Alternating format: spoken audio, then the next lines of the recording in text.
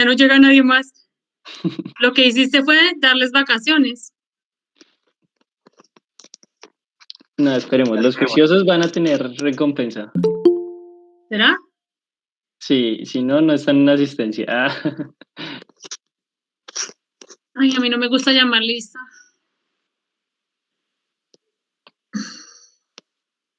Tenémoslos porque ellos están completos, están como 18. No, con esto refrescan otra vez la... ¿La pantalla? ¿Qué No, refrescan? de ellos mismos se refrescan. ¿Refrescan su cabeza? Sí. Bueno. ¿Listos? Entonces, es un poco extraño eso de dar 2 veces la misma clase, ¿no? Pero bueno, lo vamos a hacer. Es extraño desde lo cognitivo, porque uno no va a repetir las cosas de la misma manera, ¿no? Aún se ha planeado. Bueno, me gustaría saber cuáles son sus imaginarios sobre ergonomía. Es decir, ¿qué es lo que piensan de la ergonomía? ¿A qué se dedica la ergonomía? Antes de abrir el mapa que yo hice para ustedes, quiero escucharlos respecto de qué es lo que piensan que es la ergonomía, a qué se dedica, con quién trabaja, para qué sirve. Laura Camila, para ti, ¿qué es la ergonomía? ¿Cómo estás? Buenas tardes. Buenas tardes. Hola, profe. ¿Cómo estás? Bien. No sé si la ergonomía tiene que ver con el espacio o el ambiente de trabajo. Ojo con las palabras. Cada uno vamos a trazar una raya, les iba a decir en la bitácora. Vamos a trazar una raya en el documento de toma de apuntes, en el lugar de toma de apuntes que tengan, y dejan un espacio a la derecha para colocar unas palabras clave, ¿de acuerdo? ¿Cuáles son las tuyas, Camila? Laura Camila. Ambiente. Sí. Espacio ordenado. Espacio ordenado. Bueno, sí. Salud. Salud, espacio ordenado. ¿Podemos poner organización en vez de espacio ordenado? Sí, organización. ¿Te aguantas? Sí, está bien. Listo. Vale. Gracias, Camila. Sebastián Castañeda. Yo pienso, no sé, comodidad.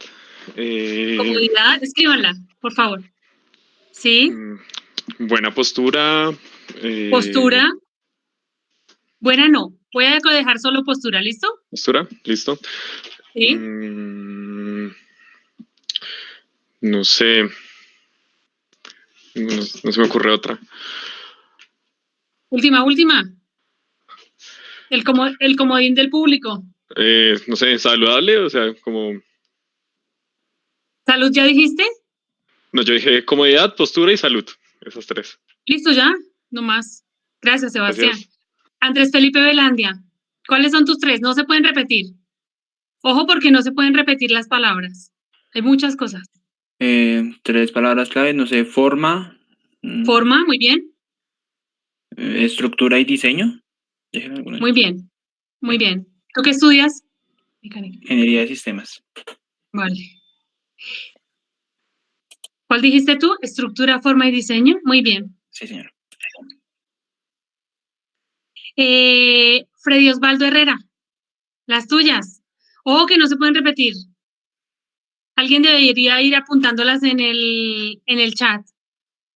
Discúlpenme que tengo ya a esta hora tengo la voz un poco ronca, porque he dictado varias horas de clase en la mañana y la de las 2 de la tarde. No de ergonomía, pero sí estuve dando una charla de diseño. ¿Cuáles eran tus palabras, Freddy? Podría ser adaptación. Adaptación, muy bien. Adaptación, trabajo. Muy bien. Comodidad, o sea, ya la dijeron. Ya listo, ya le dijeron, no puedes repetir. Adaptación, trabajo.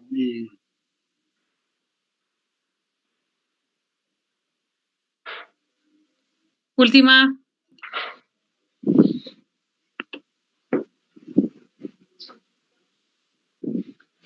Bueno, sigo. Chaitanya, tú. Gracias, Freddy. Fatiga, Fatiga, muy bien. riesgos, peligros. Riesgos y peligros, que son cosas distintas. ¿Qué estudias Ahí tú, hay- Chaitanya? Ingeniería química. Bien. Que dependiendo de lo que estudia cada uno de ustedes, los riesgos son distintos, ¿no? Para las personas. Sí, profe. Listo. Gracias, Chaitanya. Ashley. Hola, profe. Pues bien, gracias. Se me ocurre satisfacción, no sé si ya la dijeron. No, no lo han dicho. Satisfacción, muy bien. Satisfacción, bienestar, seguridad. Ajá. Apunten todas esas. Ojo. Satisfacción, bienestar y seguridad. Las vamos a mencionar todo el tiempo. En todas esas que han dicho, las vamos a mencionar toda la clase. César Augusto Velasco. Gracias, Ashley. César, tú. Estrés. Estrés, sí, ¿está bien? em, ¿Ese concepto de estrés es negativo o positivo, César? no sé, yo lo pienso como un concepto con el que la ergonomía lo revierte o algo así. Te vuelvo a hacer la pregunta. ¿El estrés es negativo o positivo? Negativo. ¿Sí? ¿Por qué dices que es negativo? Pues porque el estrés dificulta el trabajo. ¿El estrés es qué? No sé si lo dificulta. Vamos a ver la definición que tú tienes. El estrés es como sentirse agobiado por algo. Sentirse agobiado por algo. ¿Sentirse preocupado? Sí, también. Bueno, vamos a aprovechar de una vez para definir el concepto de estrés. César, gracias. El estrés es cuando la demanda del medio es superior a la capacidad que yo tengo como persona para darle una respuesta a esa demanda. ¿Está bien?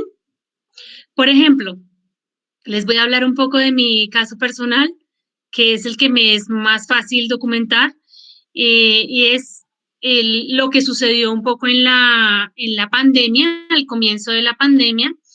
Al comienzo de la pandemia yo vivía con el padre de mi hijo y con mi hijo de 5 años, que estudiaba en el jardín de la Universidad Nacional. Cuando comenzó la pandemia yo me separé del padre de mi hijo, entonces empezamos a vivir mi hijo de 5 años y yo, ¿sí? Entonces yo dije, bueno, no va a pasar nada, va a estar buenísimo estar en la casa, porque igual nosotros como estamos en la Facultad de Artes, no tenemos edificio, no tenemos oficinas, no tenemos lugar para almorzar, no tenemos cafetería, entonces va a estar buenísimo estar en casita, en mi escritorio, me tomo los cafés que quiera, estoy con mi hijo, comparto con él el tiempo que pueda, leo cuentos, etcétera, etcétera, etcétera. ¿Vale? Eso fue lo que yo pensé que sucedería. ¿De acuerdo? Yo no tenía ni idea del Meet, ni del Zoom, ni del Teams, ni del Jamboard, ni del Classroom, ni del Blackboard, ni del Moodle, que ahora todos los manejo más o menos, algunos mejor que otros. ¿Sí? Entonces, una de las cosas, lo que yo tenía en mi cabeza que iba a pasar, y otra cosa fue lo que verdaderamente pasó. Entonces, de un momento a otro estábamos adentro, en casa.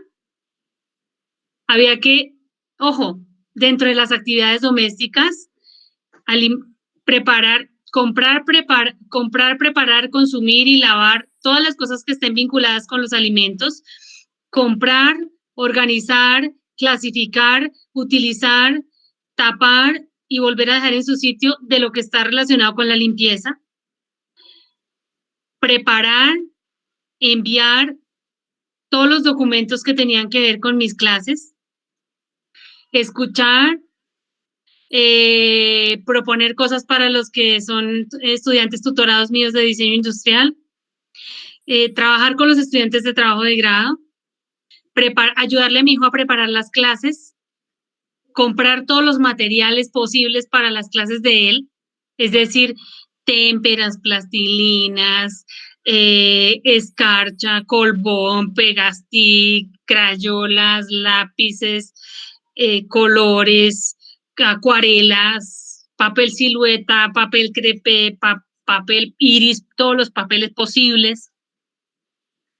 Dentro de las tareas del cuidado, yo tenía que encargarme de él, del baño, de la alimentación, de dormirlo, del ocio, de ayudarle a aprender a leer, a escribir. ¿Listo? También tenía que asistir a mis reuniones docentes con mis compañeros de diseño. También tenía que asistir a mis reuniones docentes con mis compañeros de enfermería. Tenía que asistir a mis reuniones docentes de la Universidad Javeriana, porque en el primer semestre yo dictaba clases en la Universidad Javeriana, en la Facultad de Arquitectura y Diseño. ¿Listo? Entonces, hubo un momento en el que yo hacía listas, yo siempre hago listas de actividades todas las mañanas, y las listas que yo hacía a medida que iba tachando, eran muchas más las que quedaban por hacer que las que tachaba. A pesar de que iba a una gran velocidad, a pesar de que hacía varias tareas al mismo tiempo, lavaba la loza al mismo tiempo que conversaba con mis estudiantes por el teléfono, doblaba la ropa al mismo tiempo que conversaba con mis compañeros de trabajo planeando las clases, ponía una lavadora al mismo tiempo que hablaba con mis estudiantes tutorados por el Meet en el celular. ¿Tienen todo lo que dije? Entonces, las actividades tenían unos requerimientos que mis capacidades, mis conocimientos, mis habilidades no podían satisfacer de manera correcta. Ese es el estrés que su compañero César nos hablaba del estrés negativo. Hay un estrés que es el estrés positivo, ¿vale? El que César nos mencionó se llama el distrés, que es el negativo, el que no solamente no nos permite responder a los requerimientos de las actividades, sino que ya empieza a presentar fatiga, molestias, errores en las actividades, reprocesos, molestias en la salud, inconformidades de las personas, etc. Problemas en las relaciones sociales. Ese es el distrés del que nos hablaba César Augusto Velázquez, ¿vale? Hay uno que es positivo, que es, gracias César, que es ese bichito que sentimos en el estómago cuando tenemos que hacer un trabajo. Todavía queda suficiente tiempo. Es esa cosita que nos hace comenzar a trabajar, ¿sí? La motivación que nos jala a trabajar. ¿De acuerdo? Ese estrés es positivo. Bueno, Luisa Fernanda, ¿cuáles son tus 3 palabras? César, gracias. ¿Cuáles son tus 3 palabras? Listo, profe. Luisa. ¿Hay una sola Luisa? Sí. Luisa Fernanda Méndez. ¿Tú, Andrés Dubán? Bueno, buenas tardes, profe. Las mías son anatomía, optimización. Sí, muy bien. Y organización. ¿Anatomía qué? Anatomía. Organización. Sí. Una es organización de las cosas y otra cosa es organización del trabajo. ¿Listo? Ya teníamos una organización por allá arriba que alguien nos había dicho, me parece que Laura Camila, no me acuerdo. Sí, creo. Pongamos organización del trabajo. ¿Te parece bien, Andrés? Vale. Anatomía. Tengo más fisiología, sincronización.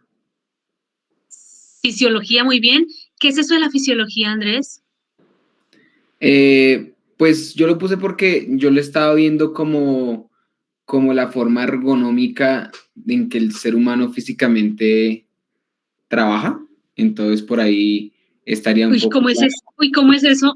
¿Cómo es eso, Andrés? ¿Eso de la forma ergonómica? pues la ergonomía que el humano tiene al hacer sus actividades. Ojo, la ergonomía no es de las personas. ¿Listo, Andrés? Es la relación que existe entre las personas y las actividades. La ergonomía no es de la persona, ni es la postura. O sea, ¿sí? Cuando uno llega a clase y les dice a los de ergonomía física, bueno, vamos a ver qué es lo que piensan de ergonomía, inmediatamente se sientan derechos. La ergonomía no tiene que ver con la postura solamente. Y la ergonomía no es de la persona, es una relación bidireccional entre las personas y las actividades, entre las personas y los objetos, entre las personas y los procesos. ¿Listo, Andrés? Ok. Ahorita lo vemos más adelante. ¿Te falta una palabra? Sincronización. ¿Qué es eso? La sincronización que deben tener las personas. ¿Entre ellas? Sí. Eso está dentro de organización del trabajo. ¿Me cambias una por sincronización? Optimización, creo que ya la dije. Optimizar, no la habías dicho. Muy bien, Andrés. Vale. Mateo, gracias. Mateo, las tuyas. Yo no tengo muchas, tengo como reglas. Listo, muy bien. Reglas es muy importante. Muy Comodidad. importante. Ya, esa ya la tenemos. Sí, pero es que No ya tienes han que dicho tener todas. muchas, solamente tienes que tener 3. Es que todas las que ya han dicho ya. A ver. No sé, ¿Qué estudias tú? felicidad, sistemas. Felicidad. Sistemas es una de las ingenierías que creo yo tiene más relación con la ergonomía.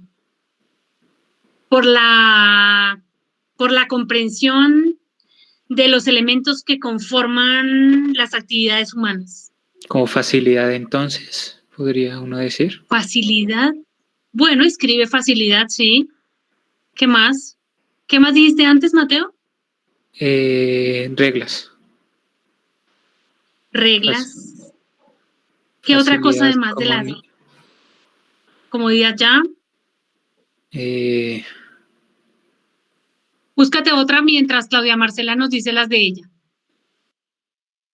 Listo, Claudia. Las tuyas. Prevención.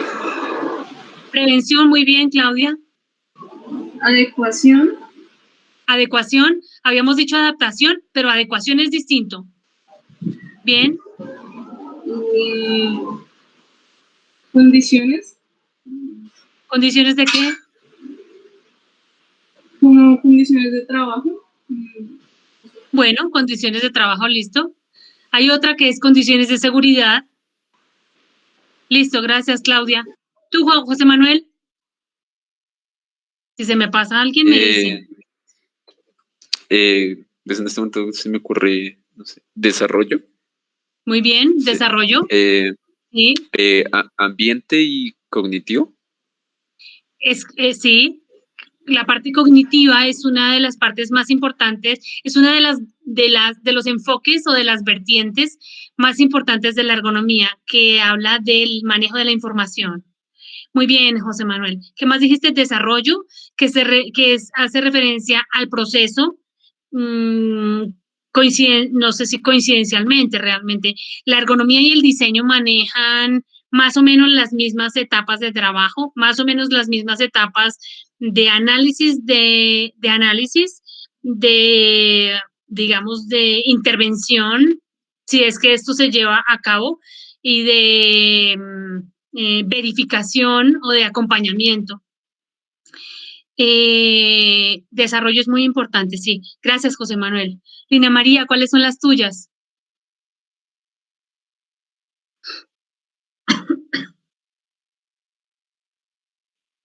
Lina. Lina María.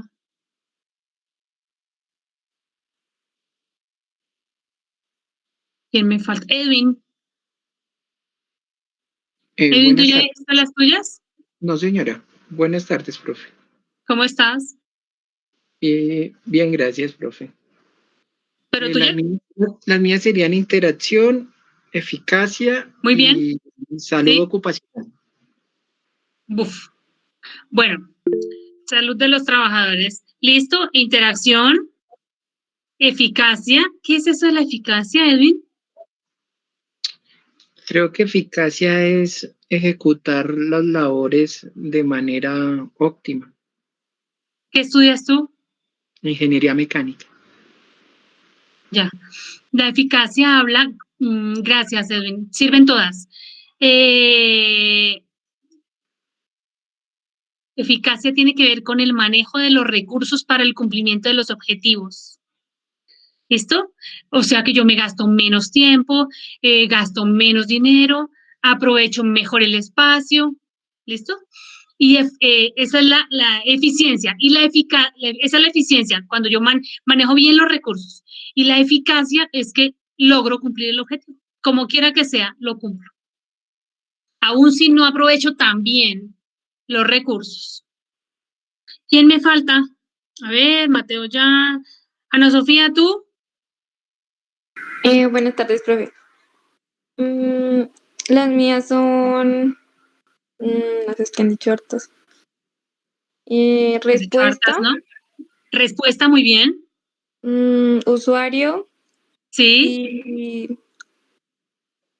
interfaz. Muy bien. ¿Qué es eso de la interfaz, Ana? Es el punto del,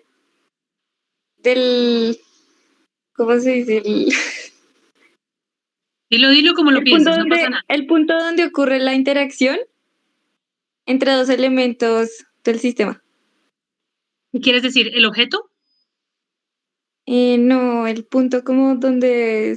Sí, como... Dame un ejemplo práctico. No, cuando no sepas explicarme, das un ejemplo práctico para que los demás puedan entenderte. Sí, como la superficie de la cobija, pues termina siendo la interfaz con la que yo interactúo con ella.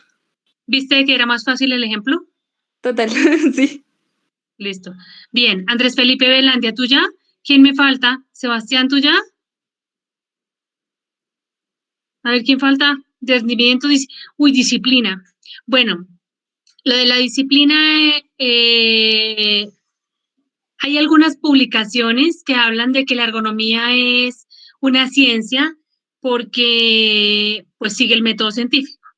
Entonces la ergonomía observa, la ergonomía escucha, la ergonomía toma medidas, la ergonomía busca las evidencias, la ergonomía hace procesos de experimentación, la ergonomía saca conclusiones, la ergonomía toma decisiones. ¿Listo?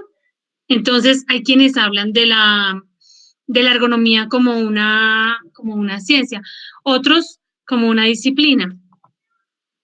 Rendimiento, técnica, rendimiento. ¿A qué te refieres, Luisa, con rendimiento? Pues yo, es que Luisa no puede hablar. Sí, dale. Sí, dale.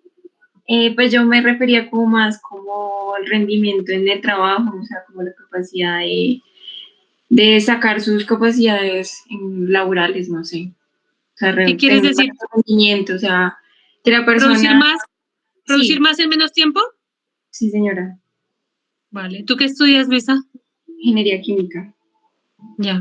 Oigan, ¿y no hay ingenieros industriales entre nosotros? ¿Ninguno? Mira, porque gracias, Luisa, todas sirven, por supuesto. La ingeniería industrial es la que más relación tiene con el tema de los procesos, los controles, los procedimientos, las unidades que se producen en determinada cantidad de tiempo, la estructura de los equipos de trabajo, de las personas.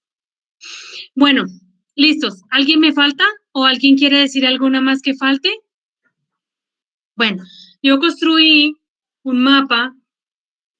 Si me pongo muy ronca, me perdonan, ¿vale? Construí un mapa Me avisan, Mateo, avísame cuando ya haya compartido la pantalla, ¿bueno? Ya se está compartiendo. Vale. Vamos a ir abriendo el mapa. Discúlpenme, pero yo soy muy floja para el PowerPoint. Trabajo con mapas todo el tiempo porque creo que son más eficientes, como lo mencionaban anteriormente, porque creo que me permiten, como dijo Luisa, tener más rendimiento. Yo trabajo con mapas hace como unos 12 años. Hago varias cosas al tiempo, siempre, incluso antes de la pandemia. Creo que haberme acostumbrado a llevar un ritmo alto de trabajo me llevó un poco a tener situaciones de resiliencia y de adaptación en la pandemia. Vamos a revisar, es por eso que hago mapas. Traté por las instrucciones que me dio mi coordinador monitor, que se llama David, que nos acompaña en esta charla, David Posada, dijo, profe, tienes que hacer esta presentación, yo hice una presentación, pero también hice su mapa. Entonces, me dicen si ven bien. Entonces, bueno, vamos a hablar de algunos de los imaginarios de los que ustedes hablaron. La ergonomía solamente se aplica al ámbito laboral. No, la ergonomía, esos son imaginarios que tiene la gente sobre la ergonomía, ¿vale? Así como el imaginario que habló su compañero hace un ratito de la ergonomía de las personas, también la gente del común o incluso los profesionales que no están muy cerca del campo tienen el imaginario de que la ergonomía se aplica solamente al ámbito laboral. La ergonomía participa en el diseño, en la implementación y en la comprobación y la verificación de productos en el ámbito del transporte, de la educación, de la salud, de la rehabilitación, de la educación, por supuesto, con todas sus vertientes, ¿no? Desde los más pequeños hasta los adultos mayores, igual desde la salud en general y la salud especializada, el diseño de espacios, ambientes, entornos en donde se trabaja por el diagnóstico y por la recuperación de la salud. En cualquier lugar donde hay personas y se hacen actividades, la ergonomía tiene un escenario importante para su actuación. El segundo imaginario es que la ergonomía pretende que las personas se adapten a los objetos. En general, eso es lo que nos toca hacer, ¿no? Entonces, nos adaptamos al bus de Transmilenio, entonces nos vamos casi colgando del tubo cuando el bus frena fuertemente, nos agarramos del tubo de arriba y ahí por momentos las personas que somos más bajas, yo mido 1,61, aún si no soy de los percentiles más bajos, sí estoy en el límite de la incomodidad cuando me agarro del tubo del Transmilenio. Entonces, yo no tendría por qué adaptarme al Transmilenio. Es el Transmilenio que debe adaptarse a las medidas antropométricas de las personas colombianas. ¿Listo? Para eso existen unas tablas antropométricas para adultos y para niños que tienen en cuenta las diferencias, las diversidades de las poblaciones. La ergonomía se dedica solo a estudiar la función de los objetos. Ojo, esto muy, muy cercano de lo que ustedes hacen, que es quizá la razón por la cual nosotros como diseñadores estamos acá para contribuir con sus proyectos. No se trata solo de la función y no se trata de que sea funcional y sea barato. También se trata de que sea funcional, corresponda económicamente con lo que las personas pueden pagar, pero también de que sea cómodo, que sea seguro, que sea algo que responda a las expectativas que las personas tienen, que cumpla con la actividad que se espera que cumpla, etc. ¿Listo? Los productos llamados ergonómicos se adaptan a todas las personas. ¿Qué piensan ustedes de eso? ¿Qué piensas tú, Andrés Duván?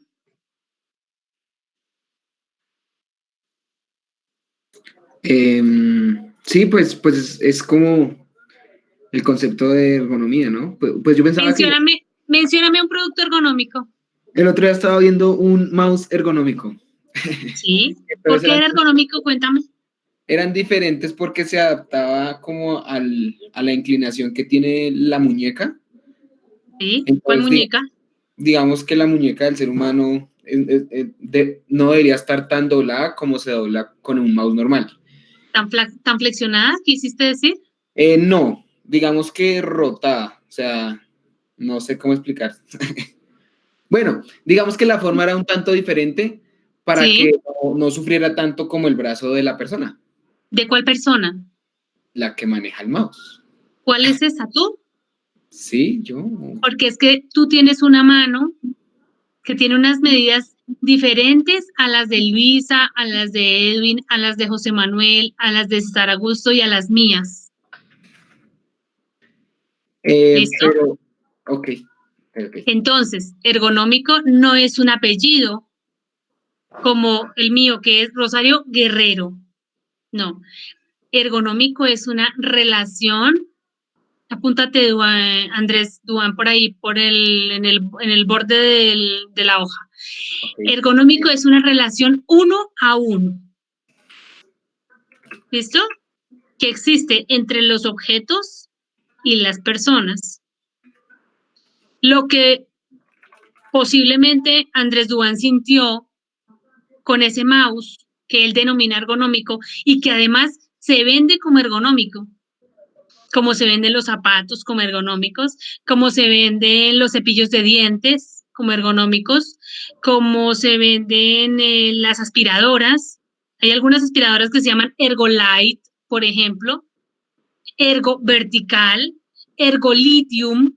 Les contaba los del 2 a 4 que me compré una aspiradora, estoy muy feliz, porque es una aspiradora vertical que se llama Ergolithium. Se carga tiene un cargador de pared, de suministro de energía eléctrica, y luego cuando ya está cargado con una batería de litio, yo me la llevo por toda la casa, la voy arrastrando, me permite estar de pie, me permite limpiar los mugrecitos más visibles, ¿sí? Se adapta a mí. Es posible que a tu altura no se adapte, es posible que a una persona más baja que yo, de 1,45 o 1,50, ya quede un poco grande y un poco incómoda. Entonces, los productos no son ergonómicos en sí mismos, sino lo que es ergonómico es una relación que se da entre una persona y un producto. ¿De acuerdo? Bueno, la ergonomía se dedica a prescribir pausas activas en las empresas. Es una de las cosas que hace. Las pausas activas son, me imagino que ustedes lo saben, porque todos trabajan en producción, espacios de descanso en los que se rotan los músculos que trabajan en las diferentes actividades. Los músculos que estaban trabajando descansan y los que estaban descansando trabajan. La ergonomía se dedica a la ergonomía, estudia la relación persona-máquina. ¿Qué piensan de eso? Ashley, ¿qué piensas tú de eso?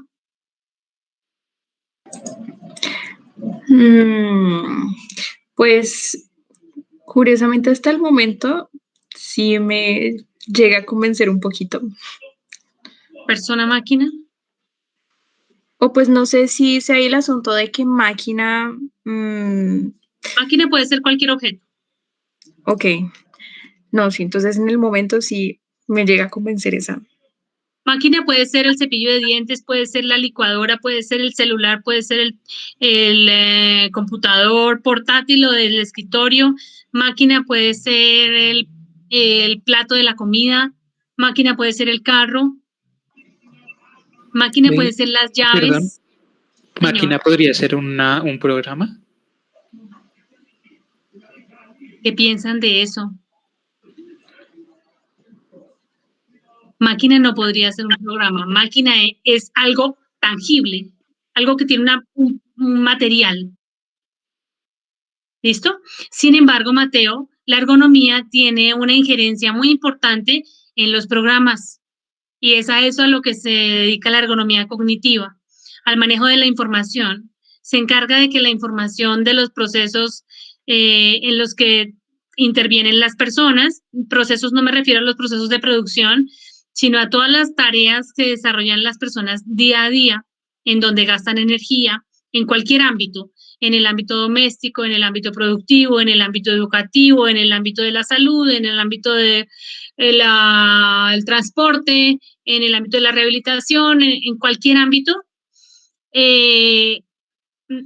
la información sea suficiente, sea completa, sea de buena fuente, yo la pueda percibir de tal manera que la pueda procesar y sacar conclusiones, etcétera. Eso que acabas de decir es muy importante, Mateo. Antes solamente se hablaba de la ergonomía desde el punto de vista físico. Ahora, cada vez más, Mateo, con el tema de la automatización, la ergonomía toma mucha fuerza en la parte cognitiva, pero desde el control de los procesos, Entonces, tú envías, ustedes son muy expertos del tema de la automatización, se envía la información digital y ya lo que hacen las personas en muchos casos no es fabricar, sino controlar. Es por eso que en el ámbito laboral se han ido desplazando las actividades, las enfermedades y los accidentes de la parte física a la parte cognitiva y se han ido desplazando las cargas de la carga física a la carga mental. En Europa ya es visiblemente distinto y la carga cognitiva, la carga mental, que tiene que ver con la cantidad de información y la calidad de la información, es muy importante. Nosotros todavía trabajamos en muchas de las empresas, teniendo en cuenta que nuestras empresas mayoritariamente son pequeñas y medianas, pues todavía en el trabajo físico es muy importante. Gracias, Mateo. Eso que dijiste es muy valioso para la clase. Ashley, la relación persona-máquina es lo que se hacía inicialmente, ¿de acuerdo? Ahora se tienen en cuenta otros elementos muy importantes como el espacio, las condiciones ambientales, ¿de acuerdo? Una cosa es trabajar con calor. ¿Hay alguno de ustedes que vive en la costa? ¿O que vive en el Espinal o en Barranca Bermeja? ¿O que es de allá? ¿O que es de un lugar muy caliente? Imagínense. Yo ahorita estoy en Ibagué. En Ibagué. Bueno, Ibagué es muy caliente, ¿no? Sí, profe. Bueno, recibir clase de ergonomía a las 2 de la tarde, sin ventilador, después de haber almorzado, ¿qué les parece? Entonces es mucha información. Vamos a hacer clase 2 horas, de 2 a 4. No vamos a descansar nada. Vamos a leer entre todos unas 8 hojas de copias. Imagínense ustedes esa cantidad de información en las condiciones de calor que puede estar haciendo en Ibagué a las 2 de la tarde después de haber almorzado, cuando el cuerpo, como lo dijo uno de sus compañeros, las condiciones anatomofisiológicas está encargado en ese momento de hacer la digestión. Entonces, ojo, identificación, quienes estudian ingeniería de sistemas, identificación de los elementos que conforman los subsistemas, personas, objetos, espacios y condiciones ambientales. Dentro de las condiciones ambientales tenemos la iluminación, que para cada una de las tareas, las recomendaciones de iluminación son distintas. Imagínense ustedes la iluminación que se necesita para una persona que trabaje como operario de una retroexcavadora es muy distinta a la iluminación que se necesita para un cirujano de corazón abierto. ¿Entienden? Los escenarios de trabajo son distintos, los objetivos son distintos, las consecuencias de que las cosas salgan mal son distintas, aun si el tema de la retroexcavadora también podría implicar la salud y la seguridad de las personas, de los trabajadores o de otras personas. Entonces es muy importante identificar los elementos del sistema. El ergónomo se encarga de prescribir sillas, reposapiés y soportes de monitor. El ergónomo no es un vendedor. Ojo, no estoy diciendo que el trabajo del vendedor es una cosa negativa, no, por supuesto que no. Vendemos todos los días, vendemos nuestras ideas, vendemos los procesos que diseñamos, vendemos los productos que diseñamos, pero el ergónomo se encarga de prescribir las características, no de prescribir las sillas. ¿Listo? Es decir, bueno, esta silla debería tener, por ejemplo, debería ser posible que sea graduable en altura, graduable en profundidad, debería tener graduación en el reposabrazos, debería tener un soporte de araña de cinco patas para el contacto con el piso, etcétera, etcétera, ¿vale? Pero las prescripciones que hace el ergónomo deben tener un soporte académico, un soporte investigativo importante. No solamente se trata de algo del mercado. Bueno, las personas participan en el diseño de las situaciones de trabajo de las que forman parte. La mayor parte de las veces no. Y eso tiene que ver con que haya inconformidad, haya muchos accidentes de trabajo, haya enfermedades.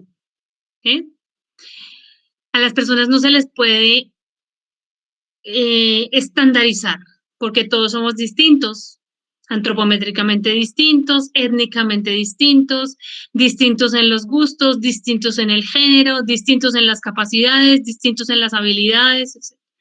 Entonces es muy importante cada vez que ustedes vayan a diseñar y tengan presentes los criterios de ergonomía que se acerquen a las personas con las cuales para las cuales van a diseñar, para identificar qué es lo que quisieran, cuáles son las expectativas, cuáles son sus características antropométricas, cuál es su experiencia también con las actividades que hace.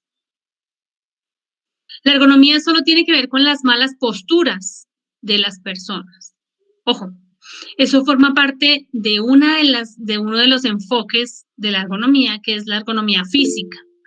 La ergonomía física, ojo, la ergonomía física nos habla del comportamiento de nuestro cuerpo físico respecto de el entorno que nos rodea. ¿De acuerdo? ¿Cómo se comporta mi cuerpo respecto del cepillo de dientes? ¿Cómo se comporta mi cuerpo respecto de la silla del computador? ¿Cómo se comporta respecto de la silla del avión? ¿Cómo se comporta respecto de la silla del tren? ¿Cómo se comporta respecto del sillín de la bicicleta? Que no es lo mismo en ninguno de los casos. Todos los objetos, aun siendo todos sillas, tienen especificaciones muy distintas y aun siendo todos para vehículos de transporte. Bueno, señor. Tengo una pregunta, discúlpeme. Digamos en el caso, en el ejemplo que pusiste del Transmilenio, que es un equipo o una máquina donde va a haber diferente tipo de población, o sea, muy disímil, muy variada. ¿Se debería diseñar entonces para que satisfaga a todo ese tipo de población o a la gran mayoría? Es que lograr satisfacer al 100 es muy difícil, Edwin. Las tablas antropométricas son documentos en donde está organizada la información dimensional de los seres humanos de una determinada población, ¿no? Entonces, hay tablas antropométricas colombianas, tablas antropométricas venezolanas, tablas antropométricas italianas, tablas antropométricas iraníes, bueno, de cada población hay unas tablas antropométricas de niños y de adultos, ¿vale? Y existen algunos criterios de diseño, se llaman criterios antropométricos de diseño. Uno de ellos, para responderte, Edwin, es el criterio antropométrico del promedio. El promedio es un criterio así un poco raro porque hay muchas personas que, a ver, te doy un ejemplo. Imaginemos que vamos a diseñar una puerta, ¿sí? La altura de una puerta es una de las características más importantes en su diseño, de lo dimensional. Entonces, ¿cómo definimos la altura de una puerta? Entonces, bueno, tú puedes decir, pues hagamos el promedio, ¿listo? Hacemos el promedio de nosotros, porque vamos a diseñar la puerta de la clase de ergonomía organizacional, y ahí estamos la profesora Rosario y ustedes que son 19 personas o 20. ¿Listo? Entonces, promediamos nuestras alturas y resulta que el promedio de nuestras alturas es 1,60, supónganse. Si utilizamos ese criterio, todos los que tengan una altura más arriba de 1,60 tendrían que quedarse por fuera. O tendrían que agacharse, así entrar como una jirafa, con el cuello flexionado. ¿Sí? Entonces, el promedio es un criterio que se utiliza cuando los productos tienen un uso muy poco frecuente y cuando las diferencias antropométricas entre las personas son muy reducidas, muy, muy, muy reducidas. ¿De acuerdo? Ese es uno de los criterios. El segundo se llama el criterio de los extremos. Edwin, los extremos son el más chico y el más grande. En general, para responderte un poco, el criterio, el percentil bajo es el percentil 5 y el percentil alto es el percentil 95. Los que están entre el 0 y el 5 y el 95 y el 100, como son medidas límite, a veces se quedan un poco por fuera para meterme un poco en lo que tú decías. Eso incluye el 90% de la población, ¿vale? Hay otro criterio que se llama el intervalo ajustable, ¿vale? Entonces, se va seleccionando medida por medida. Entonces, fíjate que vamos a suponer que vamos a diseñar una silla para trabajo en computador, ¿sí? Entonces, cada una de las dimensiones de la silla corresponde con una dimensión del cuerpo humano. Entonces, el ancho del respaldo, por ejemplo, corresponde con el ancho de la espalda. ¿De quién? ¿De quién, Edwin? Si hablamos del intervalo ajustable entre el más grande y el más chico. Pues tendría que sacar esas dos medidas y ese promedio, ¿no? ¿Para qué promedias? Si dijimos que el promedio no nos servía. Bueno, si es ajustable, pues tendría que tomar la medida del más pequeño y del más grande, digamos, en el respaldo de la silla. Ojo, en el respaldo, ¿cuál tomo? ¿El más grande o el más chico? Pues podría tomar el más grande abarcaría serviría, creo que ayudaría al más pequeño también. Claro. Si tomo el respaldo, si tomo el ancho del respaldo, el ancho de la espalda del percentil 95, abarco toda la población.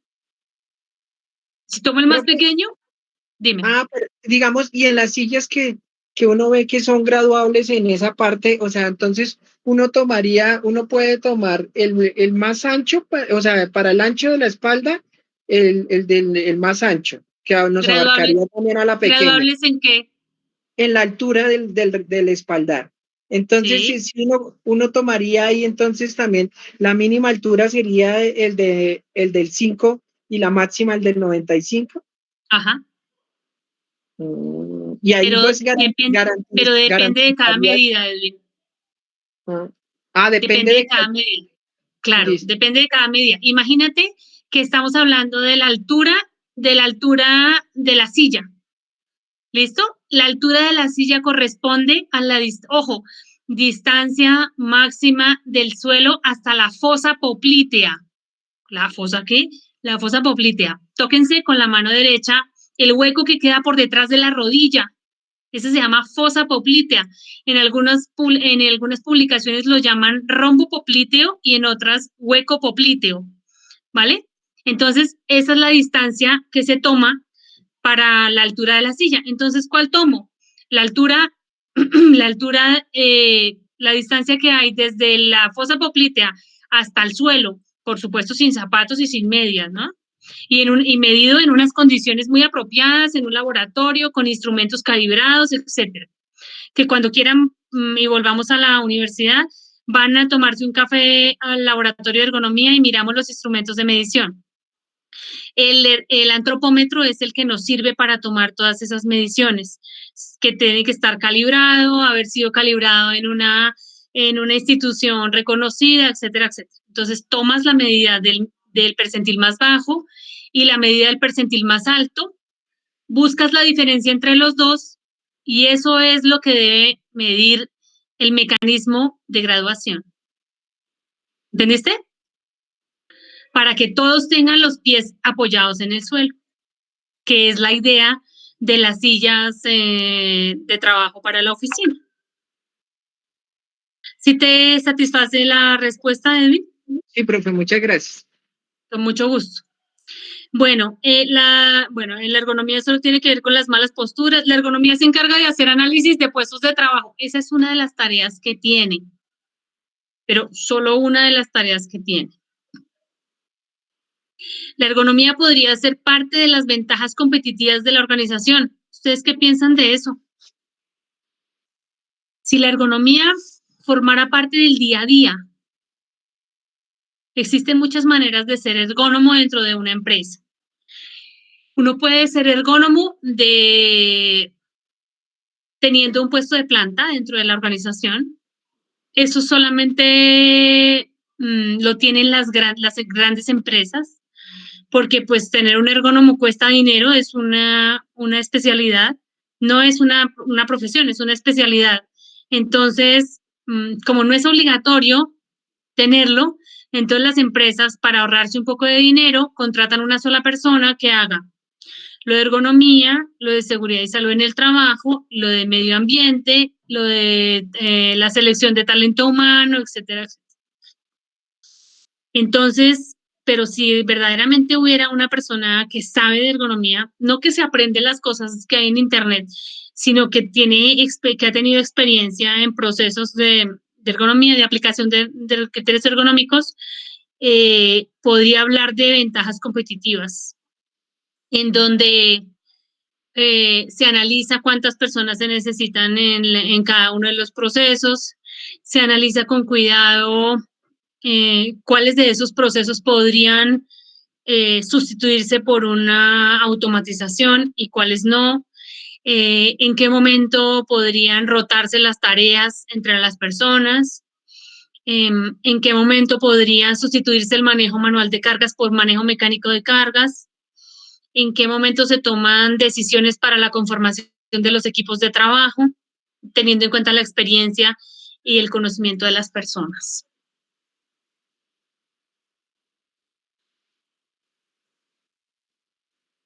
Yo puedo ser ergónomo de visita, puedo ser ergónomo viviendo en la empresa. ¿Entienden lo que quiero decir? Puedo ser ergónomo de visita, entonces hago un proyectito concreto y me voy. Un proyectito concreto de un mes y me voy. Y vengo para este proyectito concreto 4 veces, una vez cada semana. Les pregunto, ¿ahí en esas 4 veces yo alcanzo a conocer a los trabajadores? ¿Alcanzo a entender sus expectativas? ¿Alcanzo a identificar sus diferencias? ¿Alcanzo a visualizar sus discapacidades? ¿Vale? Entonces, la intervención de la ergonomía también depende del tipo de vinculación que el ergónomo tenga con la empresa. Muchas gracias, Mateo y Edwin. Vamos a hablar de los conceptos clave, que son todos esos que ustedes dijeron. Aquí podríamos alargar la lista con todas las cosas esas que faltan que ustedes dijeron. Entonces, vamos a hablar de algunas de las que yo tengo acá. La participación es muy importante, la participación de los usuarios, la participación de los gerentes de la empresa, la participación de quienes toman las decisiones, por supuesto el ergónomo, la participación de quienes fabrican los productos. Es importante tener en cuenta la diversidad en lo antropométrico, en lo biomecánico. La biomecánica, ustedes que son más expertos en el movimiento de las máquinas, saben que muchas de esas máquinas que ustedes diseñan reproducen los movimientos de las estructuras del cuerpo humano, ¿no? Entonces, es muy importante entender, nos movemos distinto porque tenemos capacidades distintas. Nos movemos de una manera cuando tenemos 20, de otra cuando tenemos 40, de otra cuando tenemos 60, de otra cuando tenemos 80 y otra cuando tenemos 95, dependiendo de nuestro entrenamiento físico, de nuestras condiciones antropométricas, de nuestros hábitos, de nuestras costumbres, de las posibilidades que tenemos a nivel económico para dormir en una cama más o menos cómoda, para tener un puesto más o menos cómodo de trabajo en pandemia, etcétera, etcétera. Bueno, actividades es lo que hago, lo que las personas hacen. Ojo, lo importante no son las cosas. ¿Listo? Lo importante son las actividades, que logremos que las personas desarrollen las actividades de la mejor manera. ¿Sí? Así sea que tomemos la decisión de que algunos objetos desaparezcan, o algunos objetos cambien de función, o algunos objetos se ubiquen en otro punto de la línea de tiempo del producto o del proceso. Es muy importante identificar cuáles son las necesidades. Las necesidades de las personas no necesariamente son las que las personas de la empresa piensan que son.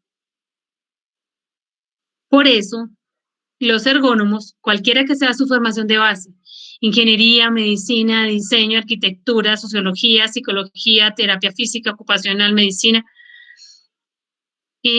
deben hacer un análisis muy profundo de cuáles son las necesidades de las personas, teniendo en cuenta si son bajos, delgados, gordos, si tienen mayor conocimiento, menor conocimiento de determinada cosa, determinada información. Recuerden que su compañero antes nos habló de la importancia de la información en los sistemas de producción. Bueno, la interdisciplinariedad es muy importante, es un punto álgido porque pues es un punto de discusión, ¿no? Ustedes lo van a ver cuando ya vayan un poco más allá de la mitad del TPI, que los de sistemas jalan para un lado, los diseñadores jalan para otro lado, los ingenieros mecánicos para otro lado, los ingenieros civiles para otro lado, los industriales para otro lado. Bueno, pero ¿qué es lo que pasa? ¿Sí? Entonces, tiene que haber un punto en el que todos nos cruzamos y tomamos unas decisiones en beneficio del bienestar de las personas. La ergonomía, si ustedes revisan las publicaciones, pretende un equilibrio un poco, la ergonomía, sobre todo la ergonomía laboral, un poco entre lo que se produce y la salud de las personas. Esa es la teoría. Sin embargo, la práctica privilegia la producción. Y el efecto de eso es que aparecen enfermedades corto, mediano y largo plazo. La ergonomía no es una tarea, no es una asignatura obligatoria porque no aparece de un día para otro. ¿Listo? Los efectos negativos de no haber tenido en cuenta criterios de ergonomía. Por ejemplo, si un trabajador se me accidenta, perdónenme un segundo, acá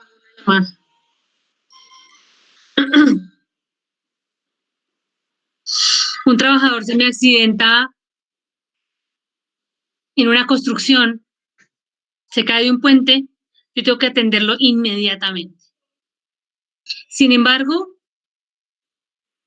las trabajadoras que todos los días están digitando, o ustedes mismos que están digitando todos los días tantas cosas para todas las materias, hay un momento en el que les duele el cuello, les duele la espalda lumbar, les duele la espalda dorsal, les duelen los brazos, los hombros, ¿sí? Yo que en este momento ya llevo tantas horas de estar hablando y de estar sentada, ya me empezó a doler.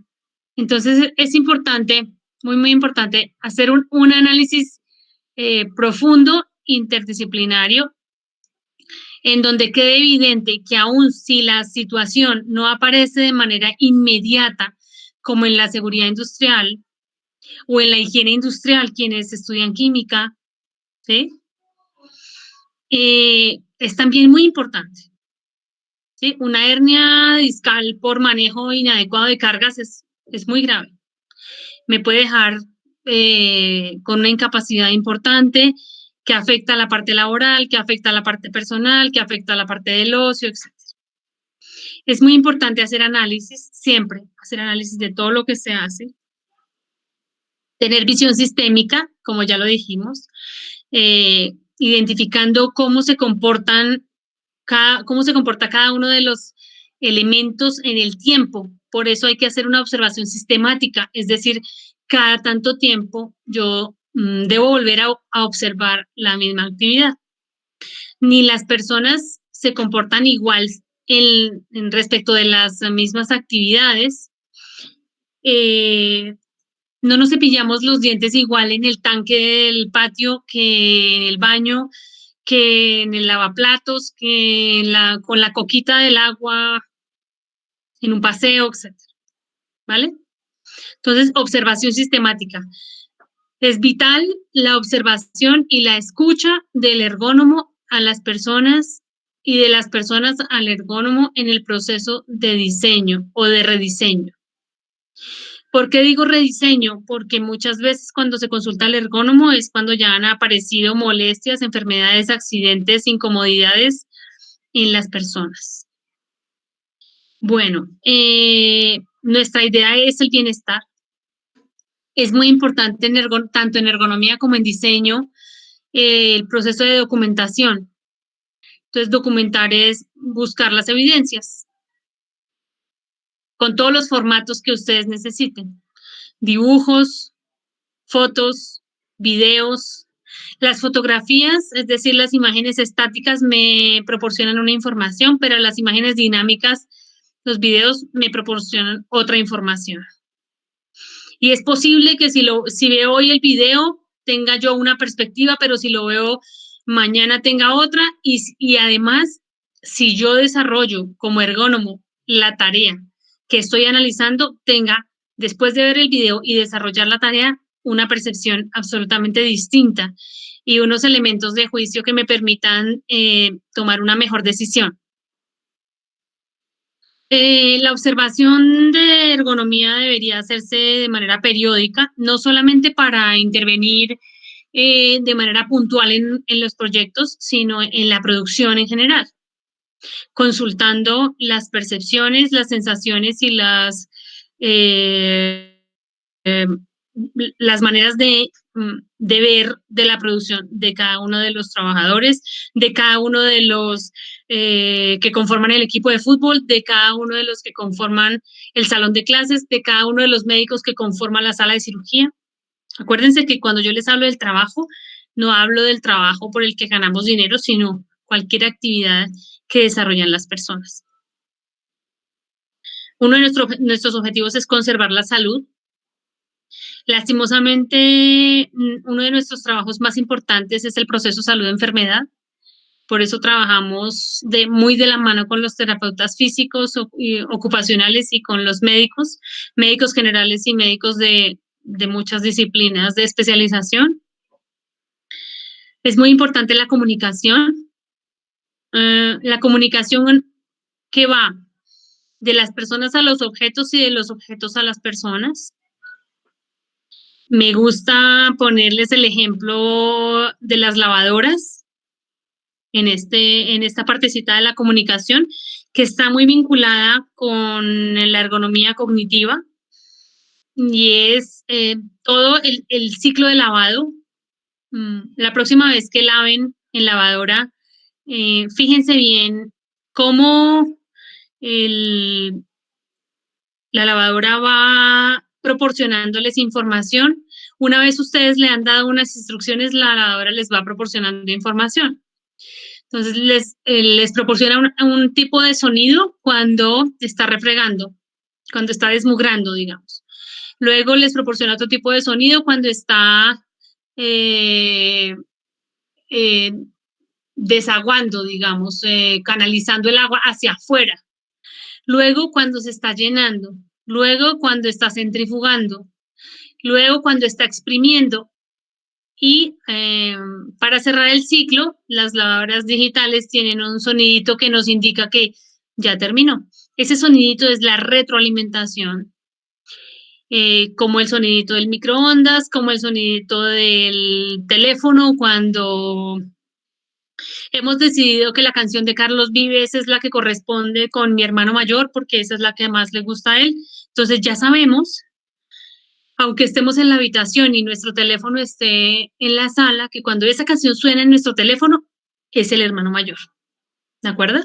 Entonces, nuestros productos nos dan retroalimentación, nos dan mucha información todo el tiempo, a partir de las letras, de los colores, de las formas, de las texturas, de los tamaños y de los acabados.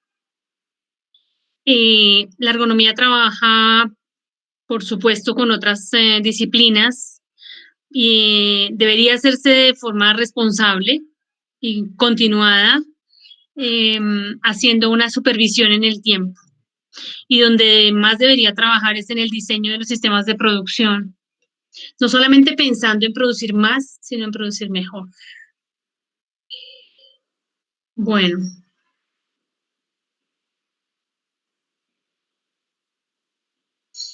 Estos son los objetivos.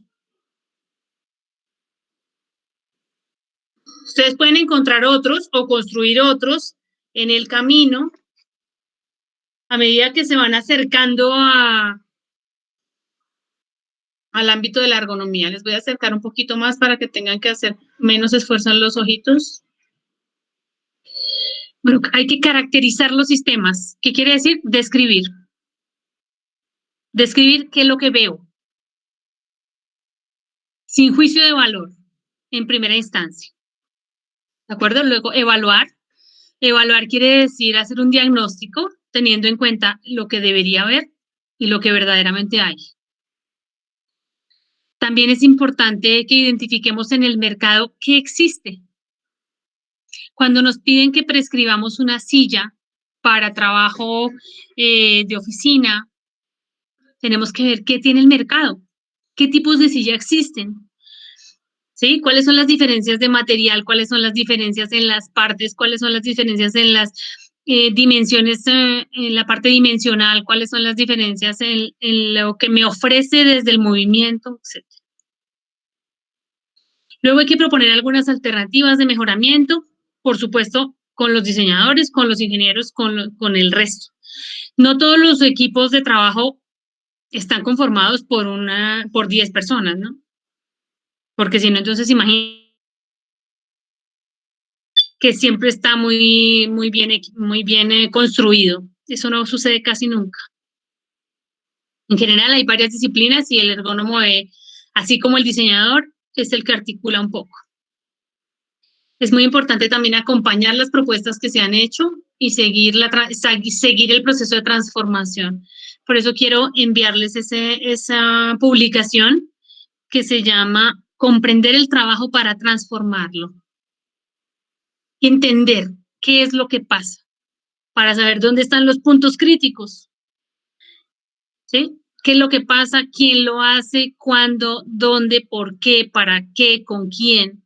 Etcétera. Responderse todas esas preguntas que parecieran sencillas, pero que no lo son tanto. Bueno, este es el propósito.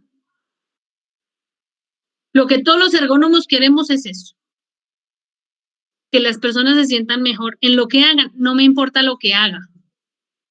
que el deportista, que el que juega rugby se sienta mejor, que el que está pasando por un proceso de rehabilitación de rodillas se sienta mejor, que el trabajador que está en su tarea de selección y clasificación de desechos se sienta mejor, que la mamá que va a tener el bebé se sienta mejor, ¿vale? Donde sea que se encuentren.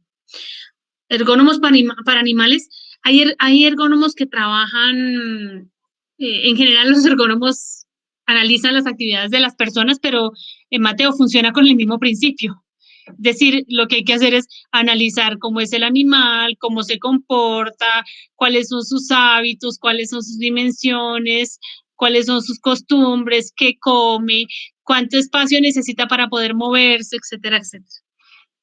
Yo no conozco ergónomos para animales, zooergónomos, no conozco, pero yo creo que si le pides un criterio de diseño a un ergónomo para un gato, él te dice, fíjate que los gatos requieren constante movimiento, ¿sí?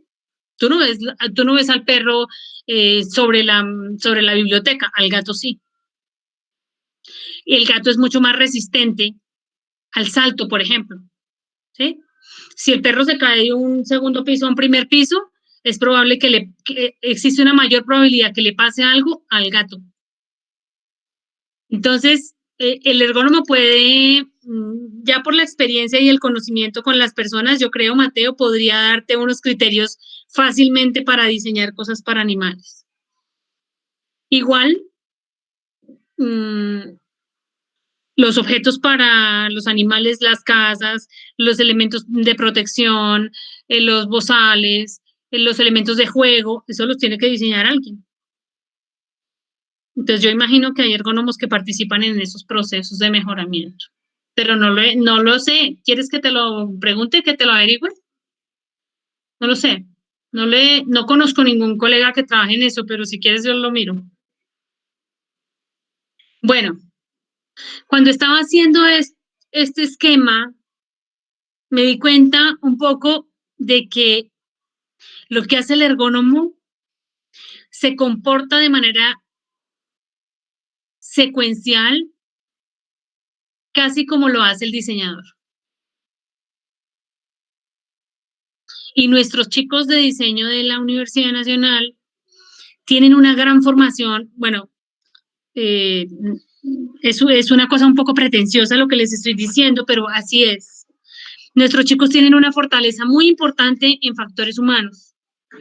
Nosotros tenemos varias áreas de trabajo: ambiental, producción, humanos, experiencias, alimentos, y de los aspectos que nuestros chicos tienen mayores fortalezas y que reportan mayores satisfacciones en las empresas cuando van a hacer práctica y pasantía, son aquellos en donde están vinculados con la ergonomía. Entonces, bueno, es la hora de que ustedes lo aprovechen con los estudiantes de diseño. Hay que entender la actividad o las actividades en las que están las personas. ¿Cómo las entiendo? Observando. ¿Cómo las entiendo? Escuchando. ¿Cómo las entiendo? Buscando bibliografía. ¿Cómo las entiendo? Dibujando un proceso de la actividad. No tienen que ser dibujantes como los nuestros, que dibujan a mano alzada, rapidísimo, tal. No. Con sus garabatos, con los que hagan, yo también hago garabatos, no pasa nada. Lo importante es que uno en su cabeza sea capaz de entender el proceso. Identificar las tareas que componen las actividades. ¿Listo? Lavar la loza no es lavar la loza. Lavar la loza es humedecer la loza, enjabonar, jugar, secar y guardar. Y para cada una de esas tareas que componen la actividad de lavar la loza, hay objetos, insumos, espacios, tiempos, condiciones ambientales, etcétera, etcétera. Entonces, identificar con mucho cuidado las tareas que componen la actividad, les permite ver, por ejemplo, si hay algunas tareas que no se requieren y que están gastando más tiempo del que se debería. O hay alguna tarea que está ocasionando más esfuerzo y que no representa gran cosa en el avance de la actividad. ¿Vale? Deben volverse muy expertos en la organización de las actividades, no solamente en el diseño de las cosas, sino en tener una visión crítica y una visión analítica desde la organización de los procesos.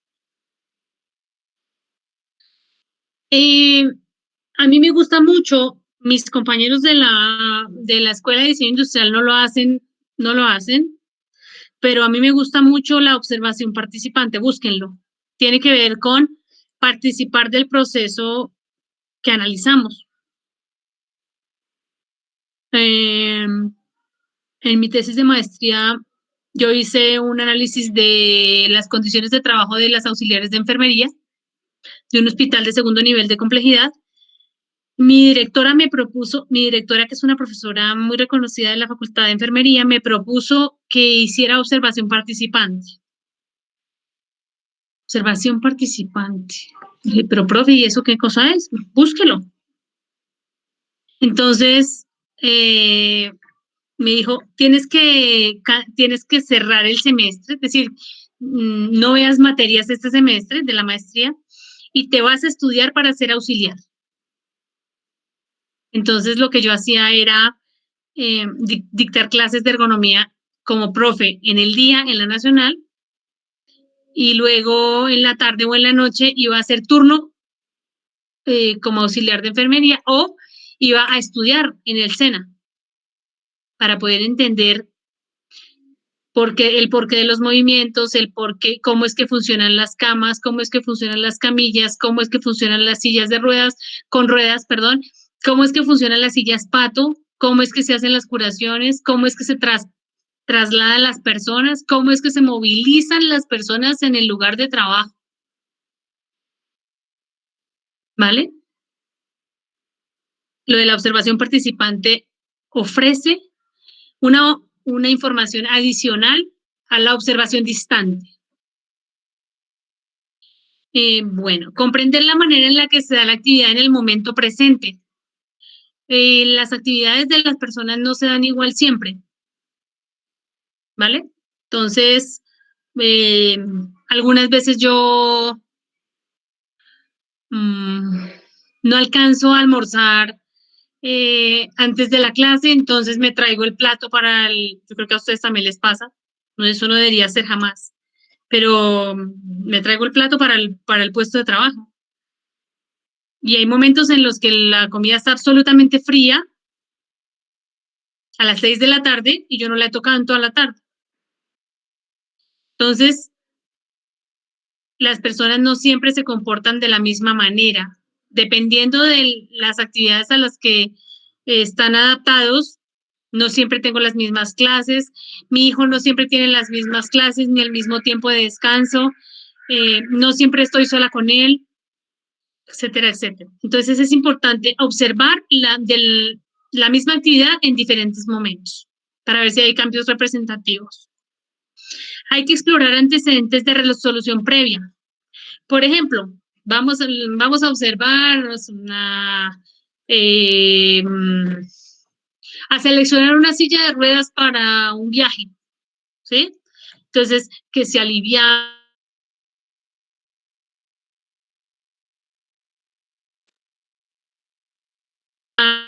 un análisis comparado de las sillas de ruedas que existen y además que valgan menos de mi presupuesto, pues que estén entre mi presupuesto, ¿no? Hay que explorar entonces los antecedentes, cosas que se han hecho antes de que yo llegara a resolver, a interpretar, a analizar el problema. Identificar las características antropométricas de las personas.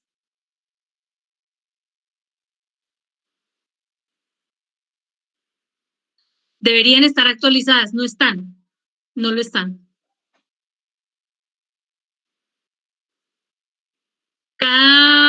Las tablas antropométricas deben estar clasificadas por edad, por edades y por sexo. Nosotros tenemos tablas, las tablas nuestras son las tablas antropométricas de Acopla 95 que tenemos desde 1995. Hay otras tablas que son tablas antropométricas latinoamericanas. Nuestras diferencias con los países más cercanos no son tan significativas. Sin embargo, si cogemos unas tablas antropométricas alemanas, es probable que no sea la mejor opción para el diseño, porque nuestros trabajadores o nuestras trabajadoras pues van a ser muy bajas respecto del producto. Identificar las características biomecánicas de las personas. Si trabajamos para adultos mayores, por ejemplo, vamos a hacer una adecuación de una casa para adultos mayores en Bogotá. Tengo que saber qué tanto se mueven los abuelos. ¿Cuáles son las recomendaciones de movilidad para los abuelos? ¿Cuáles son los espacios en donde más se caen los abuelos? ¿Cuáles son las razones más frecuentes de caídas de los abuelos? ¿Sí? Cuando recibo un encargo de diseño, debo desmenuzarlo como una presa de pollo. Muy, muy bien desmenuzadito, entendiendo todo. Y buscando fuentes primarias y fuentes secundarias. Hay que participar de procesos de simulación y comprobación que hacen los diseñadores. Simulación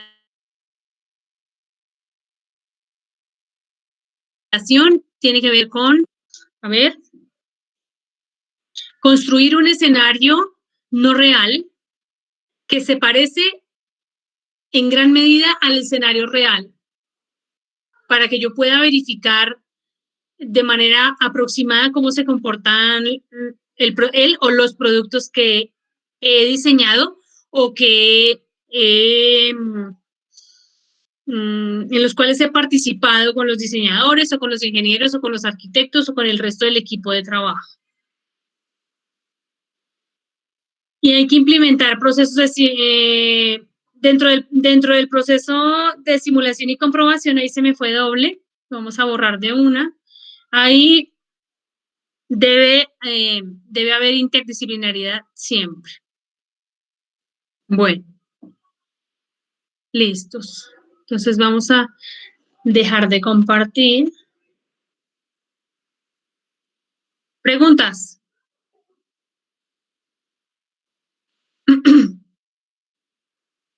¿Preguntas? Espérenme que prendo la luz mientras ustedes construyen sus preguntas.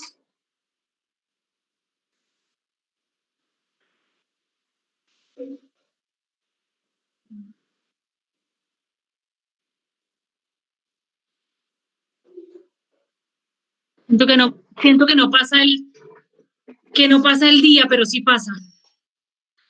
¿Preguntas, señor? Profe, entre 1995 y ahora 2021, que la población ha estado moviéndose, pues ha habido más interacción. ¿Se puede decir que también esas medidas antropométricas han cambiado por esa mezcla de razas, por hablarlo así? Sí. Y entonces para nosotros, ¿qué nos tocaría hacer para tener algo más actualizado? Si fuéramos a diseñar algo, es tratar de nosotros mismos levantar unas medidas de la población a la que le vamos a diseñar. Edwin, sí. Lo que sucede, Edwin, es que un proyecto de medición antropométrica es costoso, porque hay que sacar una muestra de personas, hay que tener unos equipos especializados, hay que calibrarlos, hay que diseñar unos puestos de trabajo para poder medir, no se puede medir en cualquier lugar de cualquier manera. Tiene que diseñarse también unas bases de datos para consignar la información antropométrica y procesarla. Pero la respuesta es sí. Es decir, es irresponsable, si se quiere, de parte de quienes se encargan de la salud de este país no tener unas tablas antropométricas actualizadas, porque las tablas no solamente sirven para diseñar cosas, las tablas sirven también para ver cómo se comporta la población en el crecimiento, para ver cuáles son el comportamiento de los niños dependiendo de las edades, dependiendo de la ingesta alimenticia y muchas otras cosas. ¿Sabes? O sea, una tabla antropométrica nos proporciona mucha información. Distinta a los diferentes profesionales, a los médicos una, a los diseñadores otra, a los arquitectos otra. Pero sí, es un proyecto muy específico, sí. Se han hecho algunas medidas para proyectos de podometría, medidas de pies, tanto de niños como de adultos. El profesor Alfonso Borges, que es el otro profe que ustedes vieron y que está presentando las charlas de diseño, hizo un taller de diseño podométrico, que le podríamos decir que nos comparta, si quieres. El profesor Ricardo Ruiz, si quieren les envío las tablas. Hizo unas tablas antropométricas infantiles. Y es el coordinador del laboratorio nuestro, el de la universidad. Cuando digo nuestro me refiero a ustedes y a todos, al laboratorio de ergonomía de la universidad, que está ubicado ahora mismo en el Polideportivo, en La Perola. Y que cuando volvamos al campus, si ustedes quieren, podemos ir a cacharrear con los elementos de antropometría y que el profe les explique bien cómo funciona el antropómetro y el estadiómetro y el plicómetro, que mide los pliegues cutáneos y eso. Dime.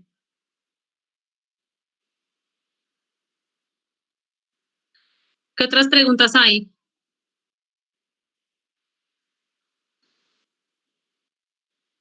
Preguntas, más preguntas, más preguntas.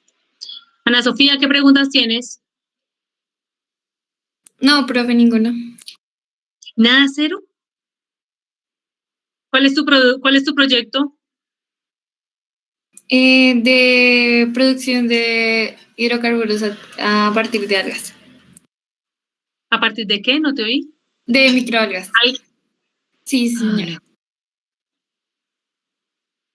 Producción de hidrocarburos. Laura Polanía, ¿tú qué preguntas tienes? Laura Camila.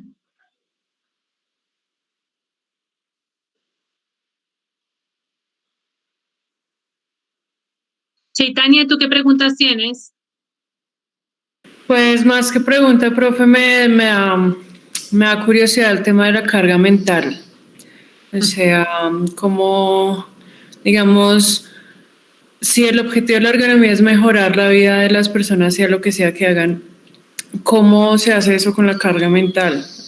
O sea, ahorita que uno siente que todo el tiempo tiene una carga mental 24/7 en cualquier actividad y es un poco enloquecedor. ¿Qué haces tú, Chaitanya, además de la universidad? Pues yo trabajo, estudio, pero ahorita sí estoy como más reposada porque la pandemia me dejó sin trabajo. Entonces estoy viviendo de ahorros.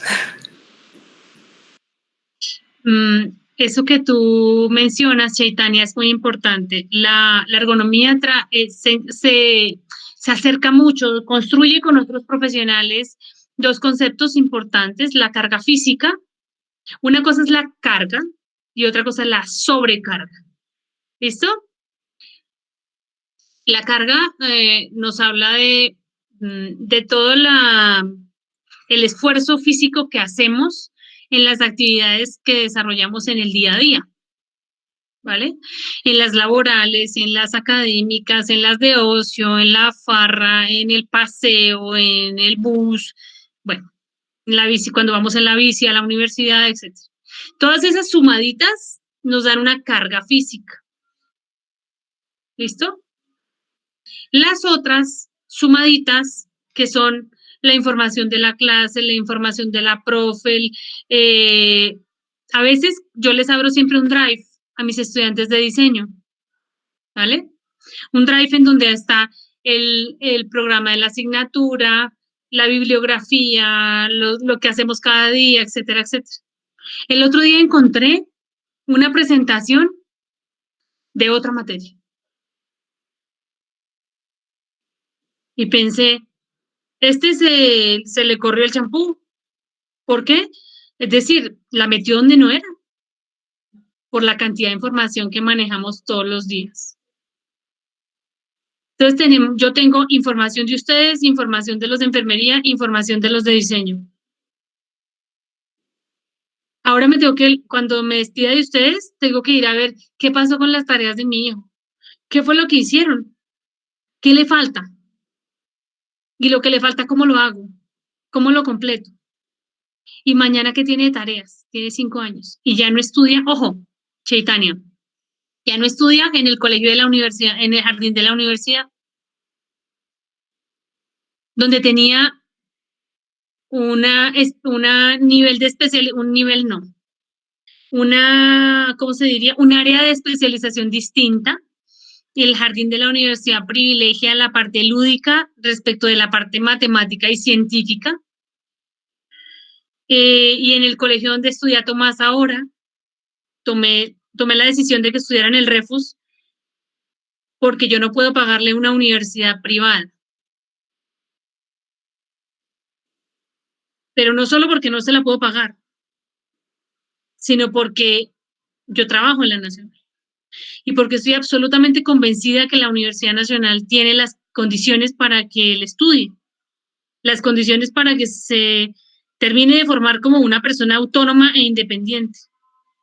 Y eso me cuesta que entre a un colegio de alto nivel, el más barato de los de alto nivel. Entonces ahora tiene matemáticas todos los días de la semana. Tiene 5 años. Y lectoescritura todos los días de la semana, excepto el viernes. Tiene ciencias sociales, religión, lúdicas, artes, educación física y música. Cuando me dieron todas esas asignaturas, yo dije, Tomás, metiste más créditos que Chaitanya en ingeniería. Tomás, mi hijo. Entonces es mucha información la que yo manejo, por ejemplo, de él, de mis clases que tienen que ver con la gestión, pero de mis clases que tienen que ver también con el contenido, pero de mis clases que tienen que ver con lo que les subo a los estudiantes, pero de mis clases que tienen que ver con lo que les envío, lo que les subo, lo que les envío, lo que almaceno, lo que clasifico, son tareas distintas. ¿Listo? Después de la pandemia, Chaitanya, vamos a tener, bueno, decir después de la pandemia es una cosa así un poco utópica, porque vamos a estar con el tapabocas mucho tiempo, ¿sí? A mí, por ejemplo, me hace falta el contacto físico, mucho, mucho, mucho. Entonces, por ejemplo, yo ahí veo, no sé, veo a Ashley y me hago un imaginario de lo que ella es por lo que tiene puesto. Pero de Lina María no tengo nada que decir, absolutamente nada que decir, porque yo veo una L ahí. Y esa L no es ninguna estudiante para mí. ¿Entiendes lo que quiero decir? Veo a Edison y digo, a este le gusta viajar. No veo muy bien qué está al fondo, pero pienso que le gusta viajar. Y pienso que quizá José Manuel es de buen genio, que es como bonachón. Y pienso que César Augusto puede ser que le guste la actividad física, que haga ejercicio y que no sé, yo qué sé, estoy inventando cosas. ¿Entienden? Entonces, Chaitanya, para responderte la sobrecarga mental en este momento, combinada con las cargas económicas, combinada con las rupturas emocionales, porque ha habido muchas rupturas, lo saben, ¿no? Porque llevábamos mucho tiempo viviendo o conviviendo con personas que no conocíamos muy bien. Y entonces nos encerraron, me encerraron con mi hermano y yo resulta que identifico que hay alguien que no conocía muy bien. Y me toca hacer procesos de negociación. Con mis padres me toca hacer procesos de negociación. Con mis hijos me toca hacer procesos de negociación. Yo creo que, Chaitanya, ahora se viene la pandemia mental. En todas partes, en el trabajo, en la casa, en el trabajo y en la casa. Y en las relaciones interpersonales también. Yo creo que este es un escenario el de la pandemia en el que se fortalecieron muchas relaciones, pero también nos dimos cuenta de que había otras que no tenían como muchos cabos que se atan, ¿no? Mucho asidero. No sé si eso responde un poco a tu pregunta. Sí, sigo inquieta. ¿Cuántos años tienes tú, Chaitanya? 24. Sí, va a ser muy difícil, va a ser muy difícil. Y volver a la universidad va a ser difícil también. Porque los que nunca habían estado en el campus, ustedes ya se van a graduar. Es decir, están séptimo, octavo, noveno. ¿Sí? Pero a los que yo les dicto ergonomía organizacional están en tercero. Es decir, nunca fueron al campus. No saben, no conocen a sus compañeros. Entonces, no sé qué va a suceder. Eso tiene muchos efectos en el relacionamiento con los demás. Bueno, vamos a dejar por hoy hasta acá. Es importante que de vez en cuando se levanten del puesto de trabajo, que no vean tantas pantallas. Tratemos de dejar